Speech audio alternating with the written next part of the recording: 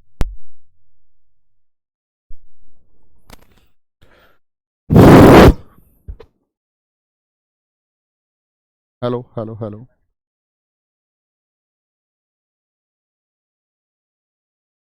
क्या परेशानी क्यों है ये तो बताओ भाई। यार रोज मतलब बच्चों को कितना खराब लगता होगा। कैसे ऐसे फ्लुएंट पढ़ाया जाए, ये तुम्हारा काम है भाई। इसको तो एटलीस्ट अच्छा रखो ताकि इनको दिक्कत नहीं हो। ये चेकिंग क्यों नहीं करते हो टाइम पे क्लास के? दिखना चाहिए ना कि क्या दिक्कत है। अब इसमें क्या करूं मैं, ये बताओ मैं क्या कर सकता हूँ? मतलब खराब आवाज में पढ़ाऊं बच्चों को? करो यार, इसे कुछ तो करो इसमें।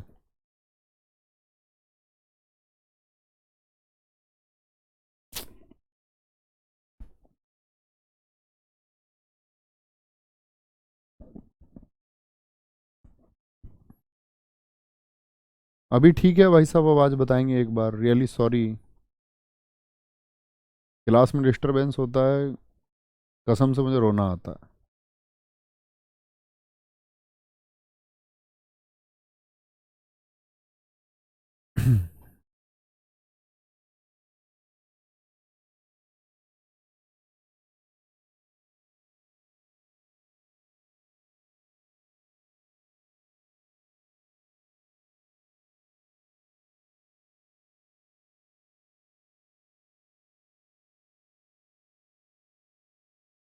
Hello hello hello hello hello hello hello hello.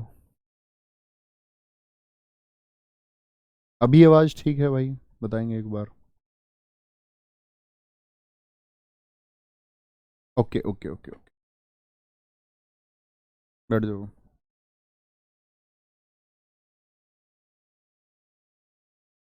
Chittorgarh के अभियान की बात करते हैं तो चित्तौड़गढ़ के अभियान में ये कहा जाता है कि पहले आक्रमण में जब इन दोनों की मीटिंग हुई, हकीकत ये है कि राणा रतन सिंह जी की और जो मुलाकात होती है, तो उसमें अलाउद्दीन खिलजी छल कर देता है और राणा रतन सिंह जी को कैद कर लेता है। और कैद के बदले में मांगता है रानी पद्मिनी को, कि रानी पद्मिनी मुझे दी जाए। ठीक है, तो ऐसी डिमांड वो रख, समझे बात को? तो यहाँ पर इनके दो सेनापति हैं। किनके सेनापति थे? राणा रतन सिंह जी के सेनापति हैं गोरा और बादल, जो लड़े। ठीक है, तो इनका बहुत शानदार सा किस्सा आता है। अभी आवाज ठीक आ रही होगी तो बताएंगे एक बार।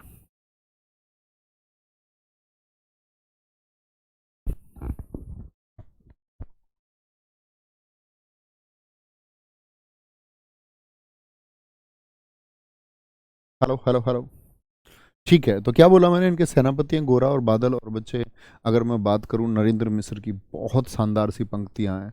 नरेंद्र मिश्र बहुत चर्चित है इस एक पंक्ति को लेकर के, कि वो ये कहते हैं कि दोहराता हूँ सुनो रक्त से लिखी हुई कुर्बानी, जिसके कारण मिट्टी भी है, मिट्टी भी है चंदन है राजस्थानी। रावल रतन सिंह को छल से कैद किया खिलजी ने, कालजयी मित्रों से मिलकर दगा किया खिलजी ने। खिलजी का चित्तौड़गढ़ से एक संदेशा आया, जिसको सुन शक्ति सूर्य पर फिर अंधियारा छाया। मतलब रानी पद्मिनी की डिमांड करता है, कहता है कि 10 दिन के भीतर ना पद्मिनी का डोला यदि आया, यदि न रूप की रानी को तुमने दिल्ली पहुंचाया, तो फिर राणा रतन सिंह का शीश कटा पाओगे, शाही शर्त ना मानी तो पीछे पछताओगे। तो जैसे ही ये संवाद पता चलता है, जैसे ही ये संवाद पता चलता है, तो कहते हैं कि एकदम से सब लोगों में शोक शोक फैल जाता है। शोक फैल जाता है। कहता है कि यह दारुण संवाद लहर सा दौड़ गया रण भर में, यह बिजली की तरह क्षितिज से फैल गया अंबर में। ये पंक्तियां जो मैं पढ़ रहा हूँ नरेंद्र मिश्र जी की पंक्तियां हैं। महारानी हिल गई, शक्ति का सिंहासन डोला था, सते तो मजदूर जुल्म विजयी स्वर में बोला था। रुष्ट हुए थे सेनापति, रुष्ट हुए थे सेनापति, गोरा रणधीर, ये नाम आ रहा है गोरा और बादल का, जिनसे रण में भय खाती थी खिलजी की शमशीर, शमशीर यानी कि तलवार, जिनसे रण में भय खाती थी खिलजी की शमशीर। अन्य अनेकों मेवाड़ी योद्धा रण छोड़ गए थे, रतन सिंह की संधि नीति से नाता तोड़ गए थे। पर रानी ने प्रथम वीर गोरा को खोज निकाला, वन वन भटक रहा था मन में तिरस्कार की ज्वाला। गोरा ने पद्मिनी, गोरा से, गोरा से गोरा से पद्मिनी ने खिलजी का पैगाम सुनाया, मगर वीरता का अपमानित ज्वार न मिट पाया। बोला, मैं तो बहुत तुच्छ हूँ, राजनीति क्या जानूं, निर्वासित हूँ, राजमुकुट की हट कैसे पहचानूं। बोली पद्मिनी, समय नहीं है वीर क्रोध करने का। बोली पद्मिनी, समय नहीं है वीर क्रोध करने का। अगर धरा की आन मिट गई, घाव नहीं भरने का। दिल्ली गई पद्मिनी तो पीछे पछताओगे, जीते जी राजपूती कुल को दाग लगा जाओगे। राणा जी ने जो कहा कहा किया वो माफ करो सेनानी, यह कहकर गोरा के कदमों पर झुकी पद्मिनी रानी। यह क्या करती हो गोरा, पीछे हट बोला, और राजपूती गरिमा का फिर धधक उठाता बोला। महारानी हो तुम, सिसोदिया कुल की जगदम्बा हो, प्राण प्रतिष्ठा की एक लिंग ज्योति अग्निधंधा हो। जब तक हो गोरा के कंधे पर, जब तक है गोरा के कंधे पर दुर्जय शीस रहेगा, महाकाल से भी राणा का मस्तक ना कटेगा। तुम निश्चिंत रहो, तुम निश्चिंत रहो, महलों में देखो समर भवानी, और खिलजी देखेगा केसरिया तलवारों का पानी। तो कहते हैं कि राणा के सकुशल आने तक गोरा नहीं मरेगा, एक पहर तक सर कटने पर धड़ युद्ध करेगा। तो इस तरह से उन्होंने संघर्ष किया। खिलजी की सेना से उसमें उनकी जान जाती है, लेकिन इसमें अत्यंत घाव भी आते हैं। कहते हैं इस समर में, इस युद्ध में राणा जी को काफ़ी घाव भी आते हैं, लेकिन अंत समय में जब उनकी हालत लड़ते लड़ते खराब हो जाती है और रानी पद्मिनी को लगता है कि भाई अब जो ये सेना है, अब जो ये सेना है, ये सेना अब किले के अंदर आएगी, किले के अंदर आएगी, तो तब रानी ने आपका जौहर किया था। तो ये गोरा और बादल हैं जो इनके सेनापति थे। फिर मालवा का अभियान किया इन्होंने एमपी में। यहाँ पर महलक देव हार गए थे। कौन हार गए थे? महलक देव हार गए थे। ठीक है, तो 4 अभियान याद रखेंगे क्रम से, चारों के चारों बहुत इंपॉर्टेंट है, बहुत इंपॉर्टेंट है। इसके बाद फिर ये दक्षिण में जाता है। दक्षिण का पहला विजय अभियान इसने रामचंद्र देव के खिलाफ किया 1296 में स्वयं। और जो काफूर ने किया था, काफूर ने किया था 1307 वाला, क्योंकि काफूर 1296 में था ही नहीं, काफूर तो खुद 1297 में आया है। ठीक है, कोई दिक्कत? तो तेलंगाना, क्या बोलेंगे? तेलंगाना जिसकी राजधानी वारंगल है, यहां पर शासक थे प्रताप रुद्रदेव 1309 में। होयसल द्वार समुद्रम, यहाँ पर वीर बल्लाल एक शासक थे, यहाँ 1310 में। ठीक है, और देवगिरी के बाद तेलंगाना। वारंगल से ही प्रताप रुद्र ने, ये देखना, प्रताप रुद्र देव ने ही कोहिनूर अलाउद्दीन खिलजी को दिया। कोहिनूर का अपना एक इतिहास है देश में, सुना है आपने? कोहिनूर हीरा, ब्रिटेन की महारानी है, सब कहते हैं कोहिनूर हीरे को वापस लाओ जी। तो बच्चा यहाँ पर एक बात आती है कि कोहिनूर जो हीरा है ये दरअसल में आंध्र प्रदेश से ही निकला था, क्योंकि कोई भी हीरा है वो खान से निकलेगा। तो कोहिनूर हीरा गोलकुंडा की खान से निकला है, आंध्र प्रदेश से। भैया ये इतना चर्चित हीरा क्यों है? दरअसल में ये चमकदार हीरा रहा। आज तो इससे बहुत ज़्यादा चमक के हीरे हैं, बहुत ज़्यादा चमक के हीरे, इससे बड़े हीरे भी हैं, लेकिन उस टाइम का एक बड़ा हीरा और चमकदार हीरा था जिसकी चर्चाएं थी।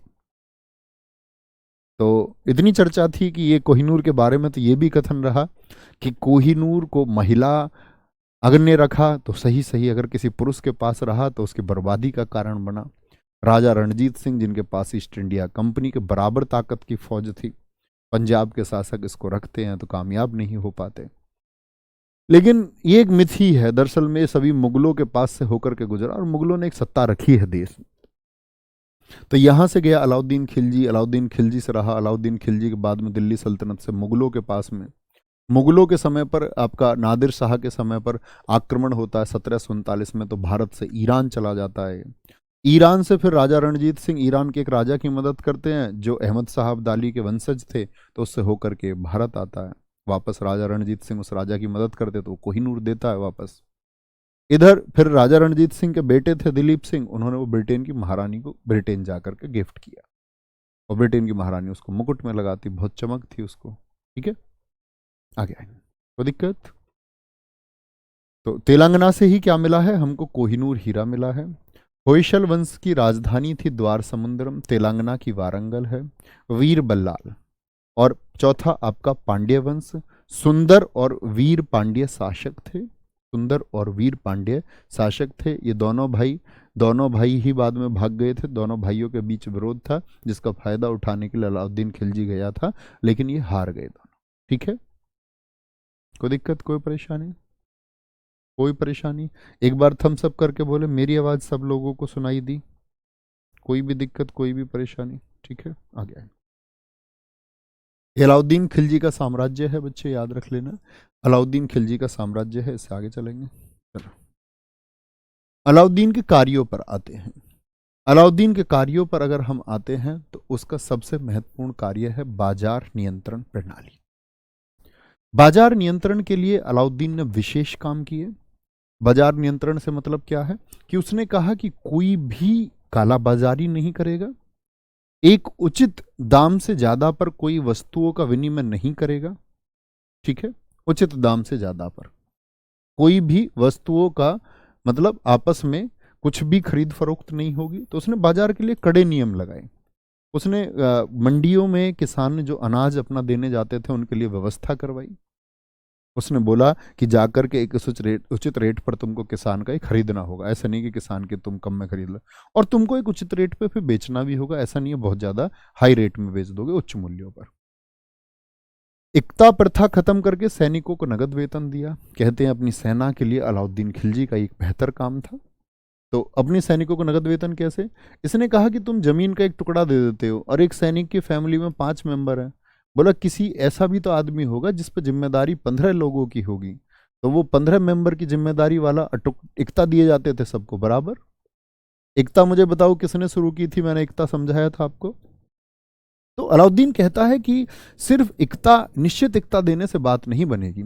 उसने कहा मेरी सेना जो है ये मेरे पुत्र के समान है, इसी ने मुझे विजय सारी दिलाई है, तो इस सेना का ख्याल भी मैं रखूंगा। उसने देखा कि सब लोगों का ऑडिट किया जाए, सब लोगों का ब्यौरा लिखा जाए कि किसके परिवार में कितने लोग हैं, और उस हिसाब से मैं उनको वेतन दूंगा। वेतन भी फिक्स नहीं, जिसकी जितनी जरूरत है उतना वेतन दिया जाता था। ठीक है, और इसने कहते महंगाई को थाम के रख दिया, एकदम रोक के रख दिया। आगे आएंगे। हुलिया लिखवाना। हुलिया लिखवाना, सैनिकों का हुलिया इसने लिखवा लिया। गिनती होती थी शिविरों में। अब से पहले प्यारे दोस्त क्या हुआ है, हुलिया समझते हो? जैसे तुम दिल्ली पुलिस में जाओगे तो तुम्हारा हुलिया लिखा जाएगा कि तुम्हारी नाक पे यहाँ कट का निशान है, जैसे मेरे से बोलेगे यहाँ मोल है, मस्सा है गर्दन पे, हाथ पे ओम लिखा हुआ है। तो ऐसे तो क्या बोलेगा आपका, ये हुलिया होता है। सैनिकों का हुलिया क्यों लिखते थे? एक कमांडर आता, जैसे 100 शिविर में सैनिक है एक, तो 100 के 100 की गिनती करता। अच्छा, जिसके गर्दन पे मस्सा है वो बाहर आ जाओ, जिसकी नाक पे कट है वो बाहर आ जाओ। हुलिया तो उसी के पास होता था और वो उनको मार्क करता रहता। इससे समस्या ये खत्म हो जाती थी कि बाहरी आदमी नहीं कर सकता था। मैंने आपको बताया था कि आचार्य चाणक्य और चंद्रगुप्त मौर्य सिकंदर के शिविरों में पहुंच के उन्होंने कहा कि व्यास नदी को पार मत करना, और सिकंदर की सेना के अंदर एक मैसेज फैल गया कि व्यास नदी पार करेंगे तो मारे जाएंगे। तो वो घुसपैठ इसने रोक दी अपनी सेना को मजबूत करने के लिए। समझ पाए? घोड़ा दागने की प्रथा, घोड़ा इसलिए दागा, बोला कि जो घोड़ा रखता है अतिरिक्त घोड़ा भी रख सकता है। घोड़े का वेतन जो होता था वो सैनिक के वेतन के बराबर था। आदमी को जितना वेतन, घोड़े को भी इतना ही वेतन। तो जब इतना अच्छा पैसा दिया इसने कि मैं घोड़े का इतना वेतन तुमको दे रहा हूं सेना की सेवा के लिए, इससे भाई साहब सवारी मत ढोना। लोग क्या करते थे, युद्ध की स्थिति नहीं होती तो हल्की हो या भारी, और 10 रुपए सवारी, और पहले लेडीज सवारी, तो लोग सवारी ढो देते थे। बोले युद्ध तो चल ही नहीं रहा है, राजा वेतन भी दे रहा है, क्यों ना एक दो सवारी ही ढो दें इससे। तो उसने कहा नहीं, युद्ध का घोड़ा उसमें चल के, तांगे में चल के कमजोर हो जाता है। हाँ, 3 बजे प्रैक्टिस सेट होगा भाई साहब आज। घोड़ा दागने की प्रथा। भू राजस्व बहुत पूछा जाता है, दिल्ली के किस सुल्तान ने भू राजस्व को 50% यानी 1/2 कर दिया? ठीक है, क्या बोलोगे? स्वराज नहीं, राजस्व कर है, राजस्व कर, लैंड रेवेन्यू। स्वराज कर नहीं, राजस्व कर। खुम्सकर ये कहता था पड़ोसी राज्यों से जो लूट लेकर के आओगे वो 4/5 रहेगी, 80% देना होगा। दान की भूमि को इसके समय पर खालसा कहा गया। इसके कुछ विभाग हैं, दीवान ए विजारत जो फाइनेंस डिपार्टमेंट दिखता था अलाउद्दीन खिलजी का, इसके सारे विभाग बहुत इंपॉर्टेंट हैं। दीवान ए आरिज एक सैन्य विभाग था, बलबन ने भी स्थापित किया था आरिज जो सैन्य विभाग था। दीवान ए रसालत वो एक विदेश विभाग था। क्या बोलेंगे? वो विदेश विभाग था। बच्चे उम्र उम्र मेरी इतनी एज है उतनी एज है, इसके लिए हेल्पलाइन नंबर है, उस पर कॉल किया करो, वो मदद करेंगे आपकी। यहाँ पढ़ने आया करो सिर्फ, यहाँ उम्र पूछने ना आया करो प्लीज, रिक्वेस्ट है भाई साहब, वहां पूछो। सर घोड़ा पैसे का क्या करेगा? अरे घोड़ा पैसे का क्या करेगा, घोड़े का मालिक तो करेगा ना, उसको एक घोड़े के लिए वेतन दिया जाता था। घोड़ा पैसे का, भैंस को अगर हम कहते भैंस 1 लाख रुपए की है तो भैंस पैसे का कुछ करती है क्या? उसका मालिक करता है, मूर्ख इंसान। चलो भाई। सर आपने बताया आगरा में न्याय का घंटा इल्तुतमिश ने लगवाया था, लेकिन आगरा तो 1504 में बसा था। बड़ा अच्छा इन्होंने कहा है। दरअसल में बच्चे, आगरा को हम कश्मीर से खरीद के नहीं लाए थे, या आगरा को हम पेरिस से नहीं लेके आए। आगरा भारत की भूमि पर ही स्थित है, हमेशा से है। तो जब आगरा हमेशा से है, हम कहते सिकंदर लोदी ने इसको बसाया। बसाने का मतलब होता है इसको ऑर्गेनाइज्ड किया, यहाँ पर लोगों को प्रेरित मिले, लोगों को यहाँ पर रोजगार के अवसर के लिए उसने कुछ प्रकार के उत्पादन यहाँ शुरू किए, उसको बसाना कहते हैं। इसका मतलब ये नहीं है कि वो कहीं पेरिस से लेके आए और ये लो आगरा को पुट कर दिया। थोड़ा लॉजिक लगाया करो। कोई भी शहर बसा, जैसे ग्रेटर नोएडा बसा, राजीव गांधी जी का प्लान था कि ये बसे, तो उसके लिए उद्योग लाए गए, मायावती जी ने इसको स्थापित किया, ठीक है, यहाँ पर इंडस्ट्री लेकर आई। तो बोलते हैं कि इसको बसाने का काम सुश्री मायावती जी ने किया। ऐसे शहर बसता है मित्र, ऐसे नहीं कि वो कहीं से लेके आए। तो शहर तो था, आगरा तो हमेशा से था। बसाने का मतलब उसको ऑर्गेनाइज्ड करना। कोई भी कभी मिले ना कि शहर बसाया, ऐसे मत समझना कि जंगल में जाके घर बनवा दिए कि हाँ रहने लग जाओ। ऐसे नहीं, शहर बसाने का मतलब होता है दोस्त उसको संगठित करना, है ना। कोई दिक्कत? दीवान रसालत विदेश विभाग था, दीवान रियासत बाजार नियंत्रण के लिए था। मंडियों के प्रमुख को सहनाई मंडी कहते थे। जो मोपता मापतोल को देखता था उस अधिकारी को नाजिर कहते थे, और इस नाजिर नाम के अधिकारी को शक्तियां दी गई।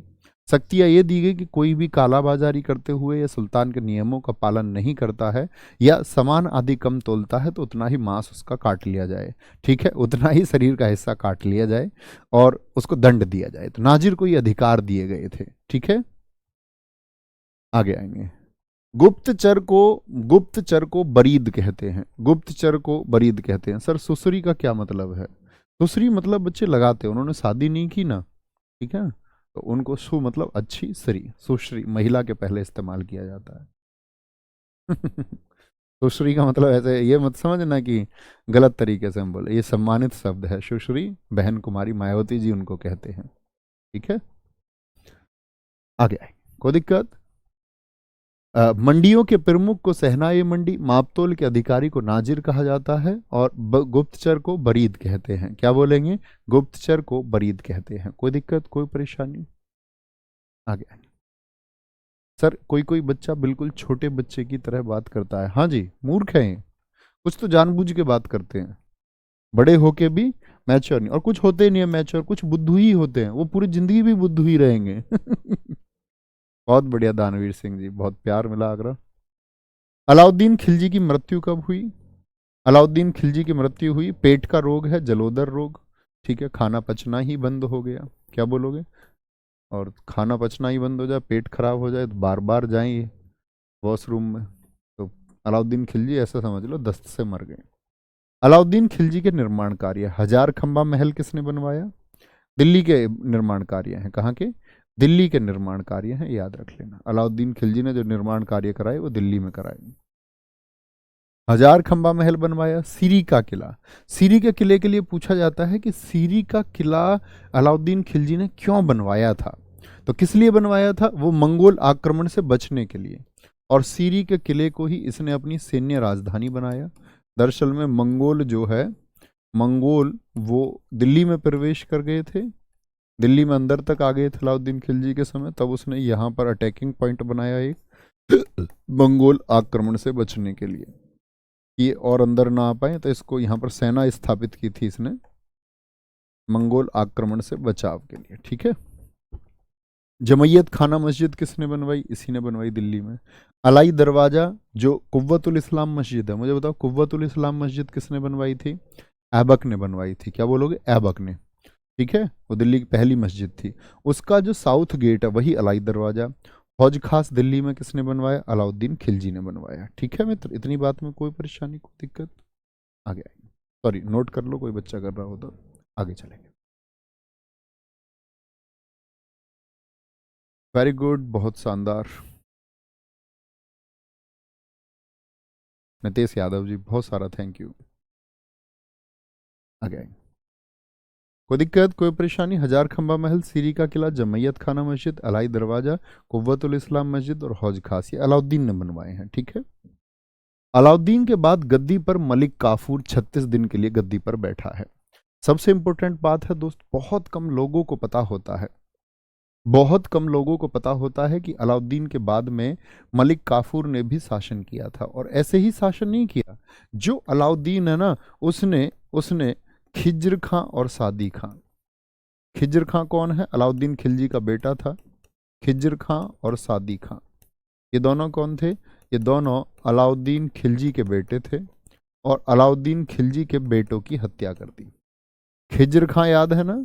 खिज्र खां को याद रख लेना कि अलाउद्दीन ने जब चित्तौड़ अभियान किया था, तो चित्तौड़ का नाम बदल के कहीं किनारे पे याद रख लेना, 1303 में चित्तौड़गढ़ का नाम बदल के, चित्तौड़गढ़ का नाम बदल के खिजराबाद कर दिया था। तो वो जो खिजराबाद रखने के पीछे का कॉन्सेप्ट था, वो यही था कि उसके बेटे का नाम खिज्र खां था। ठीक है। 1303 में क्या कर दिया गया? चित्तौड़ का नाम खिजराबाद। तो खिज्र खां उसका एक बेटा था और सादी खां। तो अलाउद्दीन खिलजी की जब मौत हो गई 1316 में, तो उसके बेटे आने चाहिए थे, उसके बेटे आने चाहिए थे। ठीक है। तो जब उसके बेटे आने चाहिए, तो अलाउद्दीन खिलजी का जो सेनापति मलिक काफूर, उसकी शक्ति इतनी बढ़ चुकी थी कि तुम सोचना, उसने इसके बेटे को बेरहमी से मारा, सादी खां का उसने अंग अंग कटवाया। और खिज्र खां की भरे दरबार में इतिहासकार इसामी ने लिखा है कि आपका खिज्र खां की आंखें ऐसे निकाली जैसे कटोरी से कोई आइसक्रीम निकाल रहा हो। भरे दरबार में आंखें निकाल ली किसकी? आपका खिज्र खां की, और इसको मरवा दिया। मलिक काफूर के खिलाफ भी षड्यंत्र होता है, 36 दिन ही बैठ पाया। सब लोगों ने कहा एक हिजड़ा शासन नहीं कर सकता। मलिक काफूर के बाद गद्दी पर आया मुबारक शाह खिलजी। कौन आया? मुबारक शाह खिलजी आया। ठीक है। अच्छा, मुबारक शाह खिलजी जो आता है, ये खिलजी वंश का ही वंशज है, अलाउद्दीन का बेटा है। तो मुबारक शाह खिलजी जो ये गद्दी पर आया, इसको हम पागल बादशाह कहते हैं। तो ये रहा आपका 1316 से 1320। तो मैंने क्या बोला? पहले जलालुद्दीन खिलजी कब तक शासन करता रहा? वो बच्चे 1290 से 96 तक। ठीक है। और अलाउद्दीन खिलजी कब से कब तक बताया मैंने आपको? 1296 से 1316। अलाउद्दीन खिलजी के बाद में मलिक काफूर 36 दिन के लिए, जानकारी हमको मिलती नहीं है। मुबारक शाह खिलजी जो आया, ये एक पागल बादशाह है। इस बार एसएससी सीजीएल 2023 प्रीलिम्स में क्वेश्चन पूछा गया है कि मुबारक शाह की मौत का कारण बना। इसी मुबारक हसन को हम खुसरो खां भी कहते हैं। खुसरो खां क्या है इसका? मुबारक हसन का अन्य नाम है, अन्य नाम है इसका। किसका? मुबारक हसन का। तो खुसरो खां ने मुबारक शाह की मौत क्यों की? मुबारक शाह खिलजी को क्यों मारा? मुबारक शाह खिलजी प्यार करने लग गया मुबारक हसन से। मुबारक को मुबारक से प्यार हो गया। यही गलती मैं बार बार करता हूं, आदमी हूं, आदमी से प्यार करता हूं। आदमी को आदमी से प्यार हो गया। आदमी को जब आदमी से प्यार हो गया, और आदमी भी ऐसा मुबारक शाह खिलजी कि औरतों के कपड़े पहन के आ जाए, पेटीकोट ब्लाउज पहन के आ जाए दरबार में, कभी खाली पेटीकोट में ही आ जाए, और इसका मन करे तो कभी कभी खाली ब्लाउज में ही आ जाए, और कभी कभी ना पेटीकोट ना ब्लाउज, नंगा दरबार में भागे, दौड़ लगाए इधर से इधर। हमने कहा यार बड़ी आफत आई है, ये क्या बवाल, क्या तूफान आया है। अब सोचो सब लोग बचेंगे ऐसे आदमी से, सीधी सी बात है। अब ये बचे तो सही, ये जो मुबारक हसन है, इससे प्यार और कर बैठा ये। मुबारक हसन के ऐसे हाथ डाले, अब सुल्तान मना कर नहीं सकता, ऐसे हाथ डाले, बोले यार मुबारक आज दरबार में भाग मेरे साथ, तू भी नंगे एकदम। इसने सोचा यार ये अच्छी आफत है, इसे कह रहा मेरे पारी कर गाल पे, और आलिंगन करे। इतिहासकारों ने लिखा उसको आलिंगन करता, भरे दरबार में सब लोगों के सामने चुंबन करता उसको। इसने कहा बेटा तेरा केस खत्म करना पड़ेगा। मुबारक हसन ने गला काट दिया सोते हुए मुबारक शाह खिलजी का। बोला जिंदगी तो खत्म हो जाएगी और क्या, इससे ज्यादा तो कुछ नहीं होगा, इतनी दुर्गति कर रखी है इसने।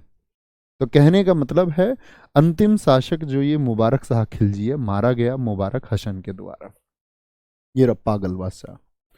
स्वयं को खलीफा घोषित करने वाला और कहने वाला दिल्ली का पहला सुल्तान था मुबारक शाह खिलजी, MS खिलजी। ठीक है, ये बात क्यों इंपॉर्टेंट है? इसने कहा अब तक क्या था, इस्लाम जगत में खलीफा को माना जाता था कि भाई खलीफा सर्वोपरि है, उसके आदेशों को सब लोग मानते थे इस्लाम जगत के लोग। इसने कहा कोई नहीं खलीफा पलीफा, आई एम द ओनली खलीफा। और कह करके इसने स्टेटमेंट बोला मैं किसी की नहीं सुनूंगा, इसीलिए इसको पागल कहते हैं, कहते हैं कि इसको कोई काम ही नहीं था।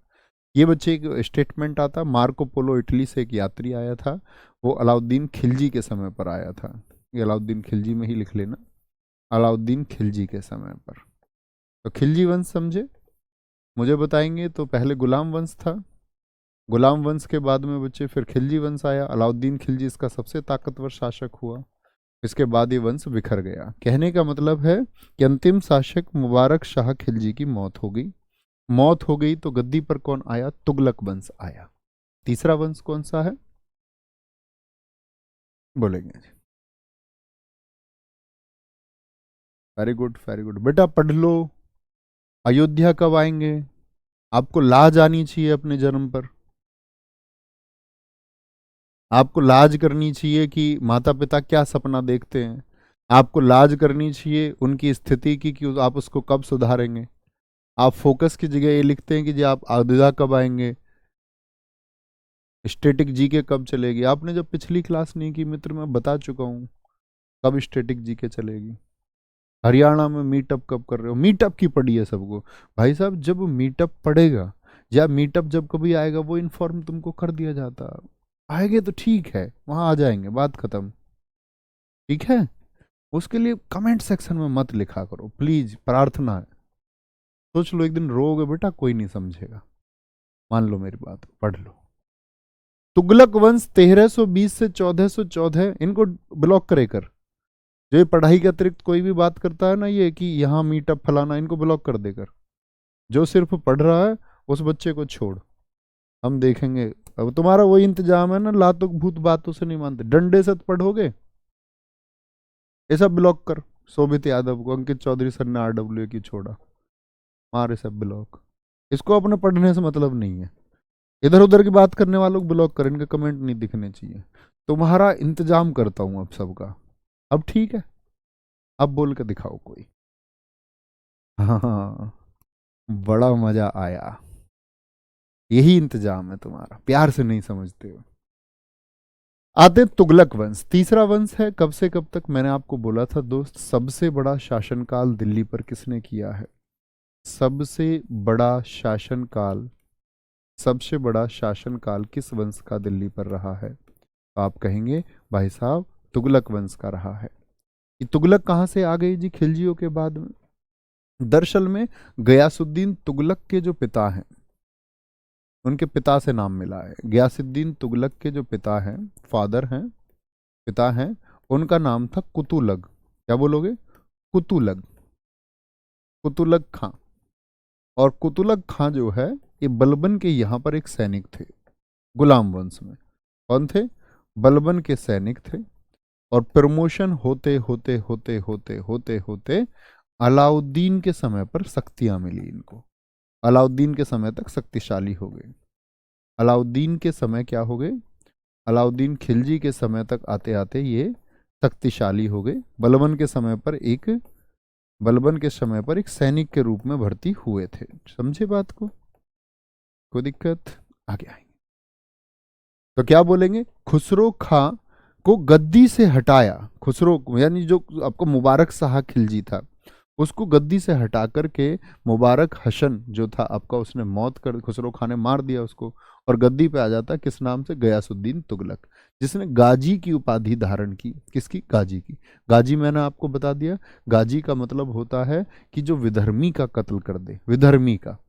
ठीक है, तो नहरों का निर्माण करने वाला पहला शासक यही है। दिल्ली में तुगलकाबाद और आपका 56 कोट दुर्ग इसी ने बनवाया है। 1325 के बंगाल अभियान से लौटते समय लकड़ी के महल में दब के मौत हो गई, जो कि मोहम्मद बिन तुगलक के द्वारा बनवाया गया। तो पहले एक बात सोचनी है, गयासुद्दीन तुगलक को कहेंगे जीएसटी। गयासुद्दीन तुगलक रहेगा 1320 से 25 तक, ठीक है। किस वंश के बाद में आया? खिलजी वंश के बाद में आया। गयासुद्दीन तुगलक के बाद में फिर आता है आपका, क्या बोलोगे, मोहम्मद बिन तुगलक। कौन आएगा मित्र? मोहम्मद बिन तुगलक। मोहम्मद बिन तुगलक 1325 से 51 तक रहा, ठीक है भाई साहब। और इसके बाद में आएगा FST फिरोज शाह तुगलक, 1351 से 1388 तक रहेगा। अभी इन्हीं का क्रम है। तो GST के बाद कौन आया? MBT, इनको यही नाम देंगे। तो कहते हैं कि गयासुद्दीन तुगलक जब गद्दी पर रहा, तो गयासुद्दीन तुगलक जब गद्दी पर रहा तो वो गया कहां पर? बंगाल अभियान पर। बंगाल में एक विद्रोह हो गया।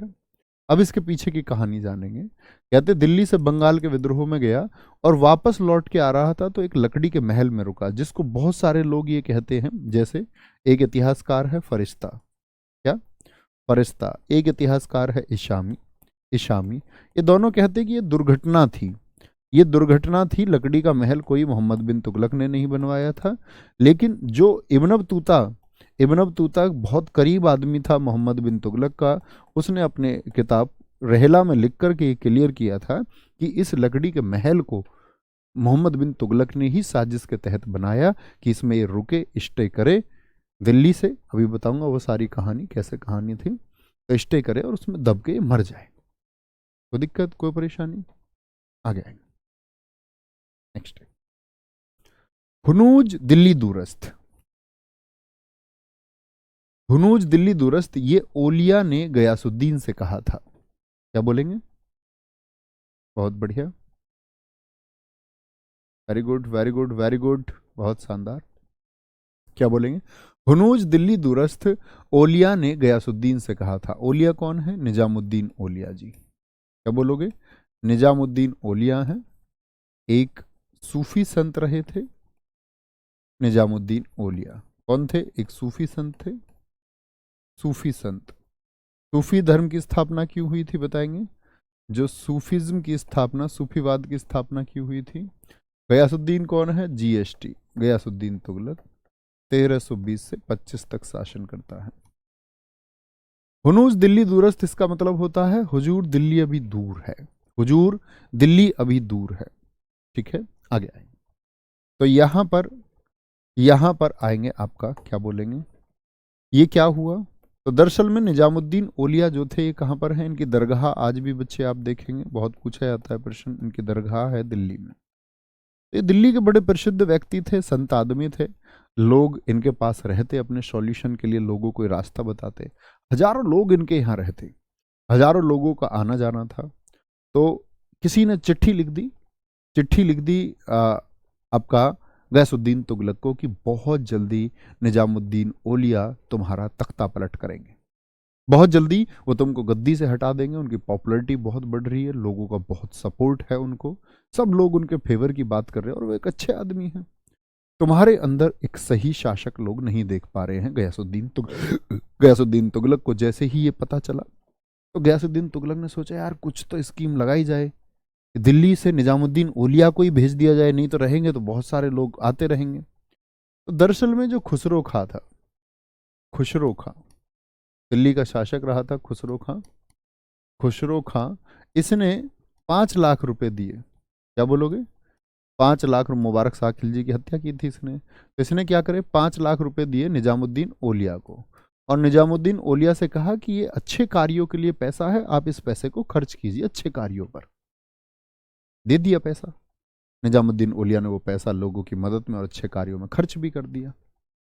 अब खर्च कर दिया तो इसको पता चल गया गयासुद्दीन तुगलक को, यार खुसरो खां ने वो पैसा दिया था। बोला निजामुद्दीन तुम्हारे पैसे नहीं थे, वो खर्च कर दिए, वो तो सरकार ने कर्ज दिया था तुमको, ये 5 लाख रुपए लो, लोगों पे खर्च कर दो और फिर बाद में जो तुम्हारे पास हो तो लौटा देना। अब वो टाइम आ गया कि वो 5 लाख रुपए लौटा दो, और अगर 5 लाख रुपए नहीं लौटा सकते, और ये बंगाल अभियान के दौरान लिखा है उसने, जब उसको चिट्ठी मिली है, जब वो दिल्ली पे नहीं था, दिल्ली में नहीं था, बंगाल अभियान पर था, तो वहां से चिट्ठी लिखी उसने और कहा कि बहुत जल्दी ये 5 लाख रुपए का इंतजाम कर दो और इतने में बंगाल से वापस दिल्ली लौट के आऊं, दिल्ली में दिखाई मत देना, रफू चक्कर हो जाओ दिल्ली से। तो तब इधर से पत्र भेज के कहा था निजामुद्दीन औलिया ने, हुनूज दिल्ली दूरस्थ, यानी दिल्ली अभी दूर है, पहले आ तो जाओ। कहते इसी समय मोहम्मद बिन तुगलक से मिले निजामुद्दीन औलिया, स्वयं सुल्तान बनना नहीं चाहते थे, बोले इस आपका एक बेहतर शासक, अच्छा शासक ये नहीं है, इसको हटाओ। तब कहते एक लकड़ी का महल बनाने की प्लानिंग की गई। ठीक है, कोई दिक्कत, कोई परेशानी? एक बार बोले। अभी तो आवाज ठीक है ना बच्चे? एक बार थम्स अप करके मुझे बताएं। हाँ, वैसे आवाज ठीक नहीं होती तो तुम लोग कमेंट कर देते हो खुद ही कि आवाज ठीक नहीं है। कोई दिक्कत?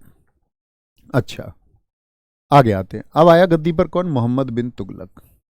1325 से 51 शासक रहा, सबसे शिक्षित शासक है। शिक्षित का मतलब खगोल का, भूगोल का, गणित का, तर्कशास्त्र का, ज्योतिष का, सबका ज्ञान था इसको, सारे विषयों का। इतनी बेहतरीन कहते अध्ययन में ये रत रहा। रक्त पिपासु भी कहलाया। क्यों कहलाया ये बात हम जानेंगे। रक्त पिपासु का मतलब होता खून पीने वाला शासक। ये क्यों कहलाया? खून पीने वाला। अन्य नाम इसका मलिक फकरुद्दीन था, बचपन का नाम था इसके का। जूना खां और उलूक खां इसी को कहते हैं। क्या बोलते हैं? जूना खां और उलूक खां। जूना खां इसको कहा था गयासुद्दीन तुगलक ने। किसने? GST ने, गयासुद्दीन तुगलक ने इसको कहा था। कोई दिक्कत, कोई परेशानी? आ गए। कौन आया गद्दी पर? इसके बाद में आ गया आपका मोहम्मद बिन तुगलक। चलें आगे। नेक्स्ट है, उसी का बेटा है, कहते हैं उसी के द्वारा इसको मारा गया।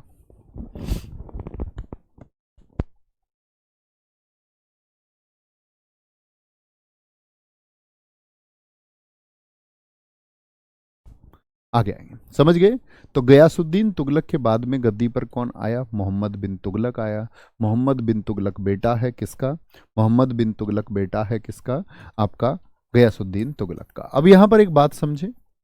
दरअसल में दोस्त हुआ क्या?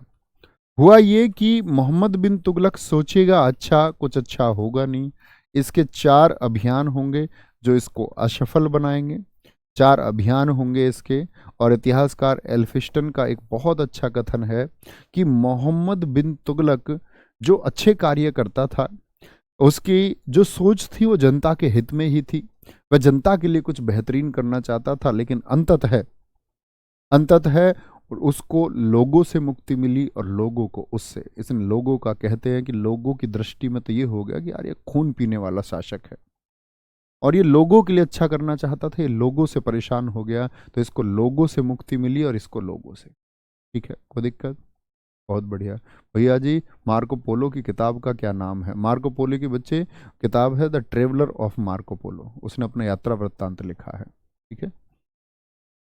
सबसे शिक्षित शासक रक्त पिपासु भी कहलाया। बेटा मैं आपसे ये कहता हूं, जैसे आपको मार्को पोलो की किताब का नाम जानना है तो ये चीज आप गूगल कर सकते हैं, प्लीज अच्छे बच्चे बनो, है ना? ये कर सकते हो। आप लोग पढ़े 12वीं पास नहीं हो क्या तुम? नकल वाले बच्चों की तरह बिहेव करते हो, हाँ? आगे आएंगे। अन्य नाम है मलिक फकरुद्दीन, गद्दी पे आ गया। अब इसके 4 अभियान कौन कौन से रहे भैया? पहला असफल प्रयोग है इसका राजधानी परिवर्तन, जो इसने 1327-28 में किया, 28 पर ही पूर्ण आया था। मुझे बताएंगे राजधानी कहाँ ले गया? दिल्ली से देवगिरी। दिल्ली से देवगिरी। देवगिरी कहाँ पर है? देवगिरी यहाँ पर है महाराष्ट्र में। देवगिरी कहाँ पर पड़ता है? ये रहा, देवगिरी महाराष्ट्र में है। ठीक है। अब ये क्यों लेके गया राजधानी दिल्ली? यहां पर आपको एक बात समझनी होगी। पहले तो दिल्ली सल्तनत का सबसे बड़ा जो राज्य क्षेत्र है, अलाउद्दीन खिलजी से भी बड़ा क्षेत्र था मोहम्मद बिन तुगलक का। एक बात तो दिमाग में याद रखें। क्या बोलोगे? एमबीटी के समय पर, एमबीटी के समय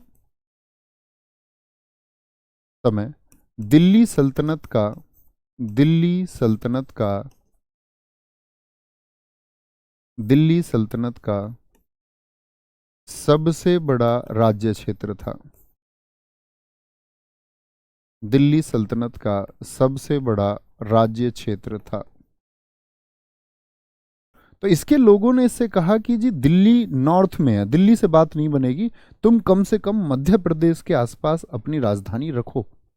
ताकि सारे क्षेत्रों को तुम नियंत्रित कर पाओ। तो इसके लोगों ने इसको जो सुझाव दिया वो सुझाव उज्जैन का दिया था कि उज्जैन में तुम ये रखो। लेकिन कहते हैं एक दूसरा कारण बताया जाता है जो इब्न बतूता ने लिखा है कि मोहम्मद बिन तुगलक से लोग इतने परेशान थे शुरुआती दौर में ही कि अपने अध्ययन में बिजी हो गया, जनता से बहुत दिन तक मिला ही नहीं, राज्यरोहण में ना इसने अपनी किसी को शकल दिखाई, पढ़ता रहता बस, ऐसे समझो पढ़ेला बालक था मोहम्मद बिन तुगलक। तो लोगों से इसकी कनेक्टिविटी नहीं रही, तो कुछ शरारती लोगों ने इसके नाम पे पत्र लिख दिया और मोहम्मद बिन तुगलक को गालियां दे दी, हाँ, लिख लिख के, और नाम बदल बदल के पत्र लिख दिए, फर्जी नाम से लेटर लिख दिए, इतना परेशान कर दिया। कहता है इब्न बतूता दिल्ली में चलन लिख गया मोहम्मद बिन तुगलक के नाम पत्र लिखने का। लोग पत्र कोई खोले गाली गाली गाली गाली, और फिर नीचे कुछ और नाम, वो कहे इसको ढूंढ के लेके आओ, उसको ढूंढ के लेके आओ, गुप्तचर लगा लिए, पता ही नहीं चला। लोगों ने इतनी मक्कारी कर दी इसके साथ में।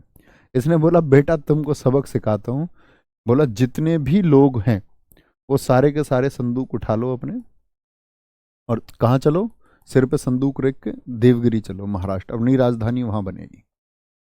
अब कुछ लोग कहते हैं इसके पीछे इसने अपने लोगों का ध्यान रखा, रास्ते में लोगों के लिए प्याऊ सराय सारी चीजों की व्यवस्था की, उसने यहाँ पर जमीनों की व्यवस्था की, खेती योग्य जमीन की व्यवस्था की। तो कहते हैं यार ऐसा तो नहीं, गालियों की बात तो सही नहीं रही होगी, नहीं तो लोगों के लिए व्यवस्था थोड़ी करता, राजा था सीधे दंड देता। ठीक है, आगे आए। तो 1327 में क्या किया इसने, राजधानी महाराष्ट्र की, लेकिन वहां जाकर के इसने देखा कि वहां पर प्लेग बीमारी फैल गई और लोग बीमार रहने पड़े, लोग उदास रहते। उसने कहा यार यहाँ तो लोगों का मन ही नहीं लग रहा है, ये तो लोग खुशी नहीं है, बीमारी फैल गई है, क्या किया जाए। 1335 में उस लोगों ने बताया जी राजधानी लोगों का मन नहीं लग रहा, दिल्ली वापस जाए। कह रहा संदूक सिर पर रखो और चलो वापस। आगे आएंगे, बोले वापस चलो, तो वापस चल दिए, क्या बोलेंगे, फिर इसको वापस ले गया। ठीक है, दिल्ली से देवगिरी, देवगिरी का नाम बदल के इसने क्या कर दिया था, दौलताबाद कर दिया था। ठीक है, दौलताबाद कर, आगे आएंगे, बोलेंगे भाई कोई दिक्कत कोई परेशानी।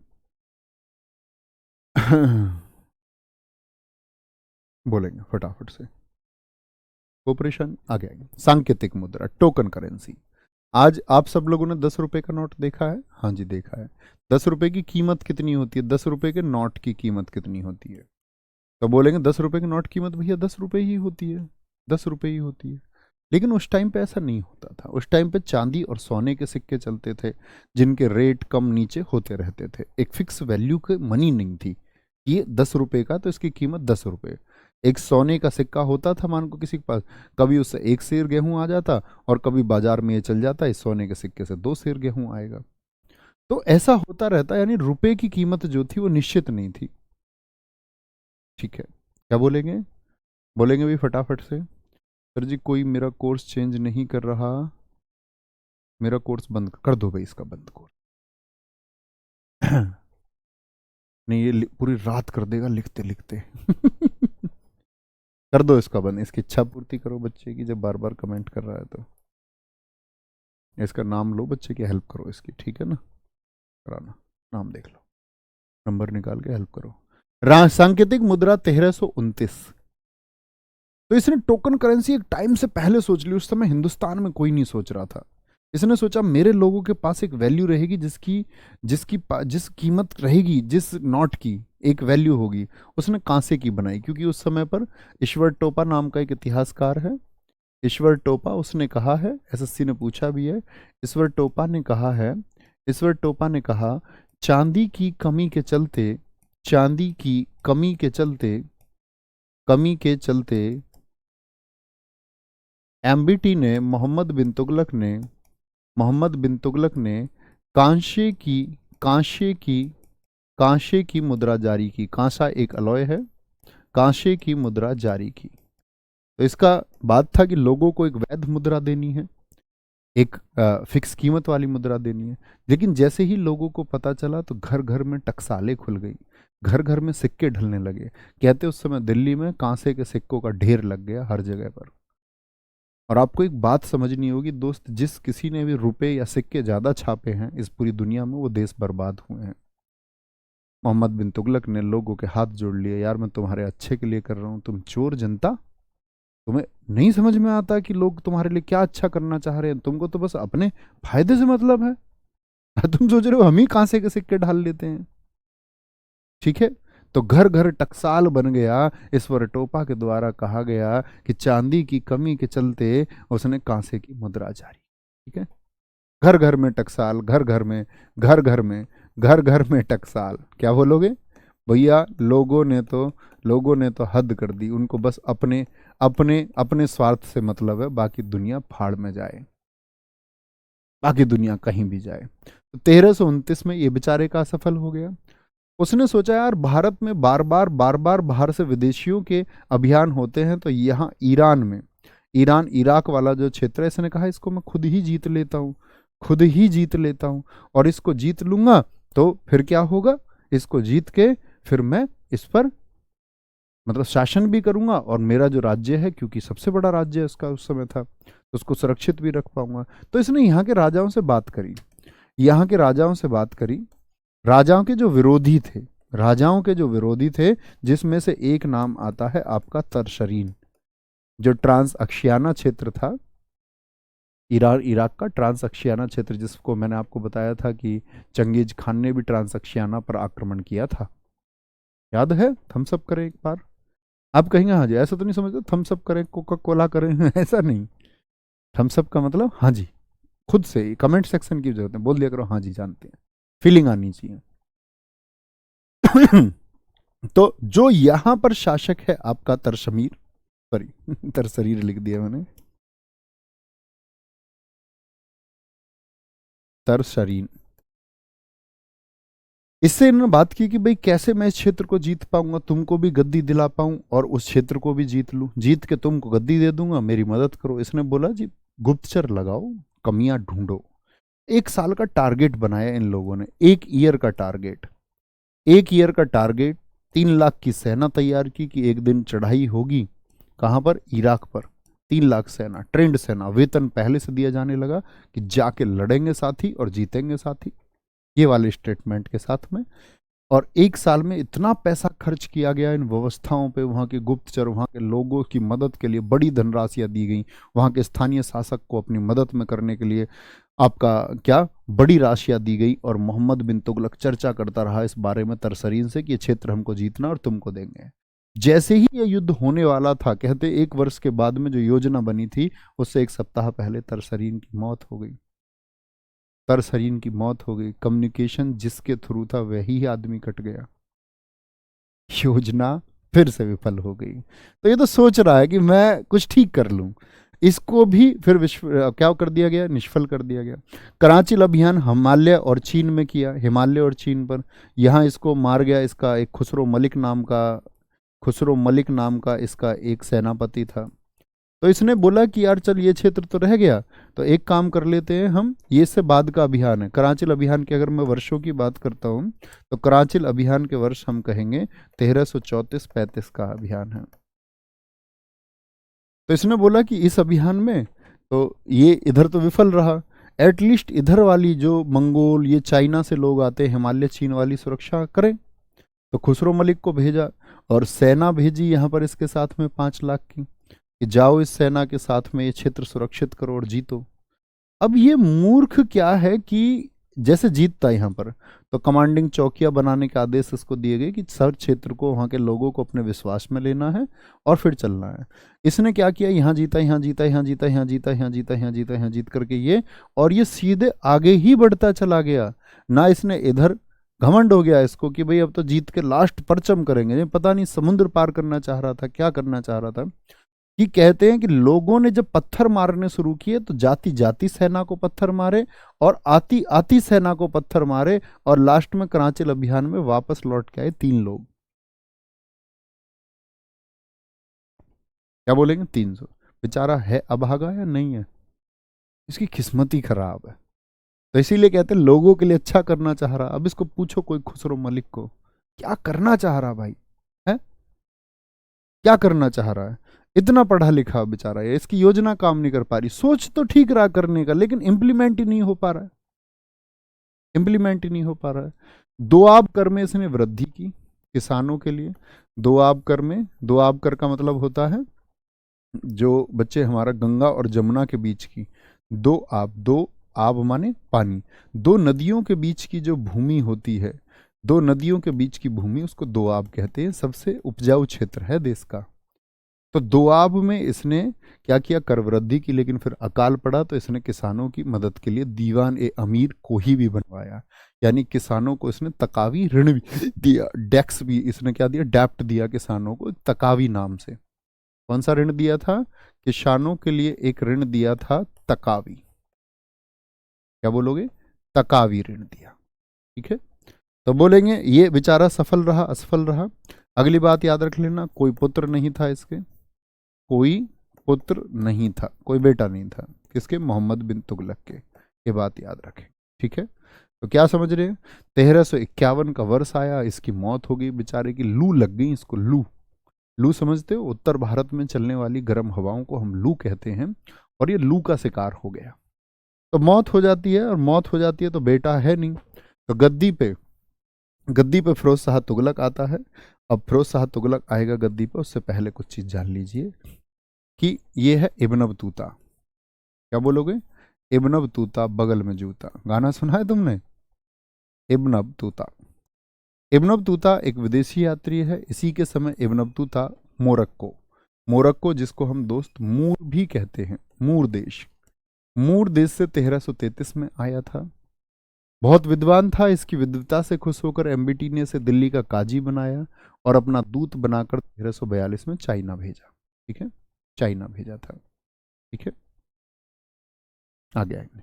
सर जी अकाल कैसे पड़ता है, बेटा अकाल मेरे लाल ऐसे पड़ता है जब बहुत समय तक, पहले क्या था, पहले किसान बारिश पर, वर्षा पर डिपेंड करते थे। जब बहुत समय तक वर्षाएं नहीं होती थी तो फसल नहीं हो पाती थी, फसल नहीं हो पाती तो लोगों के पास खाने की जैसी व्यवस्था ही नहीं होती। ठीक है, इंपोर्ट एक्सपोर्ट तब होते नहीं थे तो लोग भूखे मरते थे, उसी को अकाल कहते हैं। ठीक है, चलो जी। सर जी जब इसको लू लग गई थी तो इसको किसी ने आम पन्ना नहीं पिलाया। बहुत बढ़िया जी, कोई दिक्कत कोई परेशानी, बोले एक बार। हाँ, लू की लपट लग गई इसको, कोई दिक्कत कोई परेशानी भाई इस बात में, आगे आएंगे। नेक्स्ट, आगे आएंगे। सर जी आपने 1/2 पहले 1/10, 1/10 बेटा वो फिरोज शाह तुगलक ने लगाया, वो सिंचाई कर रहा है। 1/10 फिरोज शाह तुगलक लगाएगा, 1/2 इसने किया था भूमि कर को। ठीक है, आगे आएंगे। क्या बोलोगे, मोहम्मद बिन तुगलक के समय 1336 में राय बंधुओं ने हरिहर राय और बुक्का राय विजयनगर साम्राज्य की स्थापना की। एमबीटी के समय स्थापना, विजयनगर साम्राज्य हम अलग से पढ़ेंगे। अगर मैं आज की बात करूं, एसएससी का सबसे हिट टॉपिक है विजयनगर साम्राज्य। हर परीक्षा कोई भी एग्जाम हो, इस विजयनगर से प्रश्न जरूर आएगा। विजयनगर एम्पायर हम दक्षिण के राज्यों में पढ़ेंगे। और हरिहर और बुक्का राय के गुरुजी कौन थे, विद्याधर, उनकी राजधानी थी हम्पी। मोहम्मद बिन तुगलक के समय ही 1347 में हसन गंगू ने खुद को अलग करके बहमनी साम्राज्य की स्थापना की। ठीक है, हम्पी हम जब बात करेंगे सारी की, किस नदी के किनारे कैसे कौन कौन से राजवंश रहे।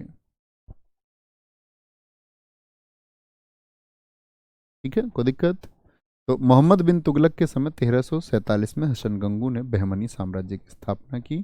कल का हमारा टॉपिक होगा फिरोज शाह तुगलक से शुरू। ठीक है, कल का हमारा टॉपिक होगा फिरोज शाह तुगलक से शुरू। शार्प मिलते हैं दोस्त आपका 10 बजे। और कल की क्लास के लिए रिक्वेस्ट करूंगा कि कल एक टॉपिक रिलेटेड है, तो कल की क्लास 10 से आप लोग आ जाए, मैं 10 पर इसको लाइव कर दूंगा। 10 से 11:30 तक कल बने रहना है। 1.5 घंटे में हम काफ़ी कुछ जानेंगे, रिलेटेड चीज़ें हैं। फिर मुगल साम्राज्य, तो मध्यकालीन भारत भी खत्म हो जाएगा। मध्यकालीन भारत खत्म होने के साथ में ही हम आधुनिक भारत की तरफ बढ़ेंगे। ठीक है, और चिंता नहीं करनी है बिल्कुल भी। उसके बाद में हम सेम टाइम पे स्टैटिक जी के, क्योंकि आपका सब्जेक्ट ढीला ढीला हो जाएगा। अगर मुझे अतिरिक्त घंटे भी आपको पढ़ाना पड़ेगा ना मित्र, कोई लगेगा रात में मुझे आधा घंटा 1 घंटा तुमको पढ़ाना एक्स्ट्रा, तो मैं पढ़ाऊंगा भाई। आप पढ़ते रहिए, बहुत अच्छे से मेहनत करते रहिए, सब कुछ हम लोग बहुत अच्छे से करते रहेंगे, लेकिन रिवीजन हर रोज करना है। ठीक है, गंदे बच्चे नहीं बनना है। आपको अच्छा लगता है, मैं आपसे रिक्वेस्ट करता हूँ, इतना गाइड करने का प्रयास करता हूँ तुमको कि भाई आपका समय इधर उधर के कमेंट मत किया करो। मैं जानता हूँ कुछ तुम चुलबुले बच्चे हो, लेकिन बच्चा, जिस दिन तुम चुलबुले बच्चे मैच्योर हो जाओगे, उस दिन तुमको दुख होगा कि वो समय हमने क्यों खर्च कर दिया जो सीखने का था।